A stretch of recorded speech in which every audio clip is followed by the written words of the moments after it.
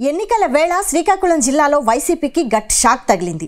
ఆ party senior నేత కేంద్ర మాజీ మంత్రి కిల్లి కృపారాణి అధికార వైఎస్ఆర్సీపీకి రాజీనామా చేశారు. పార్టీ కోసం కష్టపడి పనిచేసినా తగిన గుర్తింపు లేని కారణంగా రాజీనామా చేస్తున్నట్లు ప్రకటించారు. పార్టీలో తనను అడుగడుగునా అవమానాలకు గురిచేశారన్నారు. టెక్కలి నియోజకవర్గంలో తనని అణిచివేసేందుకు కుట్రలు పన్నారని ఆరోపించారు. రానున్న ఎన్నికల్లో టెక్కలి అసెంబ్లీ నియోజకవర్గం నుండి పోటీ చేసి తానేంటో నిరూపిస్తానని సవాల్ చేశారు. తనకు గౌరవం ఇచ్చే పార్టీలో చేరతానని స్పష్టం చేశారు కిల్లి కృపారాణి.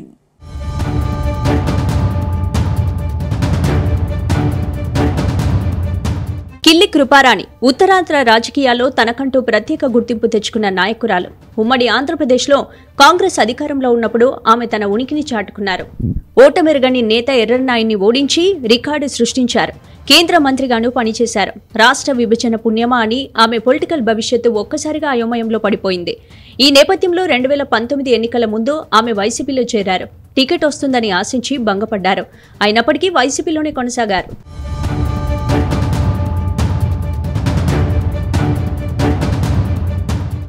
ఏదో ఒక పదవి వస్తుందని ఆశించిన ఆమెకు ఆ పార్టీలో ఎటువంటి పదవి కాదు కదా, కనీస గౌరవం కూడా దక్కలేదు.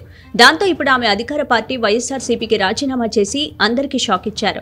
పార్టీ కోసం కష్టపడి పనిచేసినా తగిన గుర్తింపు లేని కారణంగా రాజీనామా చేస్తున్నట్లు ప్రకటించారు. పార్టీలో తనను అడుగడుగునా అవమానాలకు గురి చేశారన్నారు. టెక్కలి నియోజకవర్గంలో తనని అణిచివేసేందుకు కుట్రలు పన్నారని ఆరోపించారు. రానున్న ఎన్నికల్లో టెక్కలి అసెంబ్లీ నియోజకవర్గం నుంచి పోటీ చేసి తానేంటో నిరూపిస్తానని సవాల్ చేశారు. తనకు గౌరవం ఇచ్చే పార్టీలో చేరుతానని స్పష్టం చేశారు కిల్లి కృపారాణి. సీఎం గారు నేను కలిసి ప్రతి సందర్భంలో చాలా ఆప్యాయంగా కుటుంబం నీకు నేను గౌరవిస్తాను, 3 ఆప్షన్స్ ఉన్నాయి, నేను నీకు ఖచ్చితంగా చేస్తాను. సీఎం గారు మాట్లాడేవి నువ్వు ఆనాడు నేషనల్ పాలిటిక్స్ లో కంటే రాష్ట్ర రాజకీయాల్లో ఉండుంటే ఈరోజు జిల్లాలో ఏదో స్థాయిలో నీకు పెట్టుండేదాన్ని అని మాట్లాడారు సీఎం గారు. ఎప్పుడు ఆయనతో కలిసి ఏ సందర్భంలో కూడా నాకు అగౌరవపరిచేది, ఆయన మీద నాకు ఇంకొక థాట్ రాలేదు. నాకు నా తమ్ముడు ఉన్నాడు, అమ్మఒడిలోంచి తమ్ముడు దగ్గరికి వచ్చాను, ఈ అక్కన ఆదుకుంటాడు అనే నేను భావించాను. ఏ రోజు వేరే ఆలోచన అంటూ నాకు రాలేదు. సో సీఎం గారిని పూర్తిగా నేను నమ్మాను. విలువలు, విశ్వసనీయతకు కట్టుబడిన వ్యక్తి, నాకు గౌరవిస్తారు అని నమ్మాను. Parliament in charges, MLA in charges announce చేశారు. It was happened on January 11th. రాజకీయాల్లో ఏ పొలిటికల్ పార్టీ అయినా ఏం చేస్తుందండి? నేను ఒక కేంద్ర మంత్రిని, నాకు చెయ్యాలి అంటే ప్రధానమంత్రి పదవి కావాలి. రాజకీయాల్లో ఏం కోరుకుంటారు? పదవైనా కోరుకుంటారు, గౌరవమైనా కోరుకుంటారు. అఫ్ కోర్స్ మీకున్న nobody can satisfy all, nobody can accommodate all.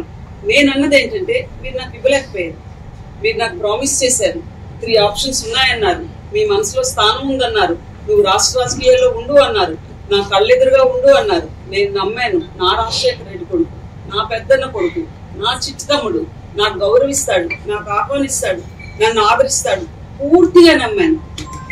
కానీ ఏమైంది మీ మాట? కిల్లి కృపారాణి తిరిగి సొంత గుటికి చేరుకునే అవకాశాలు మెండుగా కనిపిస్తున్నాయి. అధికార వైసీపీలో టెక్కలి అసెంబ్లీతో పాటు పార్లమెంటు స్థానాలను ఆశించి భంగపడ్డ ఆమె కాంగ్రెస్లో చేరి రాజకీయాల్లో మళ్లీ యాక్టివ్ కావాలని భావిస్తున్నట్లు తెలుస్తోంది. అటు పీసీసీ అధ్యక్షురాలు షర్మిలతో పాటు ఏఐసీసీ సభ్యుల నుంచి కిల్లి కృపారాణికి పార్టీలు చేరాలంటూ ఆహ్వానం అందిందంటున్నారు. టెక్కలి నుంచి కాంగ్రెస్ పార్టీ తరపున అసెంబ్లీ బరిలో దిగబోతున్నట్లు ప్రచారం జరుగుతోంది.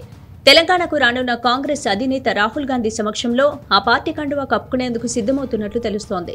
ఇదిలా ఉంటే శ్రీకాకుళం జిల్లాలో టెక్కలి మినహా మిగిలిన అన్ని స్థానాలకు అభ్యర్థులను ఇప్పటికే కాంగ్రెస్ పార్టీ ప్రకటించింది.